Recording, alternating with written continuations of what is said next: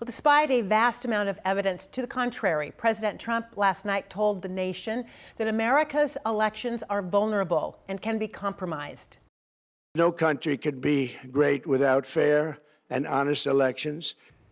His primetime speech accusing China of accessing voter data in an attempt to influence the 2020 election. At the same time, the White House released thousands of newly declassified documents saying they supported the president's claims, even though for years U.S. intelligence agencies have said no foreign powers tried to interfere with ballots or vote counting in the 2020 election. The speech comes as Trump is pressing Congress to pass his Save America Act, a bill that would require proof of citizenship to register to vote, among other things. Well, joining us now to discuss is Assistant Law Professor Erin Carr from Seattle University. Erin, thanks for being with us tonight. Hi, Joyce. Nice to be here with you. Okay, so first, just how legally significant are Trump's claims that China interfered in the 2020 election? Well, the president's claims of election interference by China would be significant if they were factually true. But despite repeated assertions that the nation's voting systems are untrustworthy and susceptible to fraud, the president has provided no evidence of serious election irregularities. Again and again, including during yesterday's speech, the president has made allegations of pervasive voting fraud and foreign election interference, but has failed to offer meaningful support to substantiate those claims. We're months away from the midterms. Is the president laying the groundwork to declare an emergency around the midterms, do you think? The timing of the president's primetime address to the nation, which was almost singularly focused on sowing distrust in the election process to justify greater federal influence in elections, coincides with the president's disapproval ratings now falling to 61% because of growing public dissatisfaction with his economic and immigration policies and the war in Iran.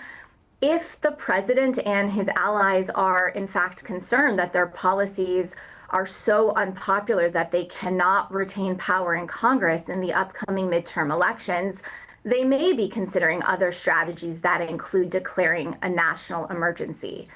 And such a strategy would not be uncharacteristic for this president, who has benefited enormously from continually declaring national emergencies to bypass Congress, to trample on the rights of state and local governments, to violate fundamental due process rights, and to generally justify sweeping unilateral actions. So it is quite possible that the president intends to apply this same approach of governing through perpetual self-created crises to lay a foundation to nullify an unfavorable election result this November. Mm-hmm. As you know, the administration's threatening to withhold funding from states that don't fall in line with some of his policies. We vote by mail here. So how insulated are states like Washington from this kind of federal pressure? Well, over a dozen states, including Washington, have resisted pressure from the Trump administration to federalize elections. And state attorney generals in particular have played a critical role in monitoring and strategically combating the administration's efforts to assert federal control over elections, to seize sensitive voter data, and to disrupt mail-in voting. These multi-state lawsuits that have been spearheaded by state attorney generals, including our own state attorney general, Nick Brown, have proven essential in helping to protect voters and the integrity of our election system. And then finally, what are the main guardrails in place right now that will protect our elections?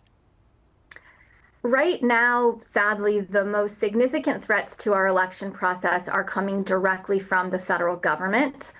Not only has the current administration actively sought to undermine faith in American elections and limit voter participation, but many of the election protections that had been in place to maintain election security have been dismantled under the current administration.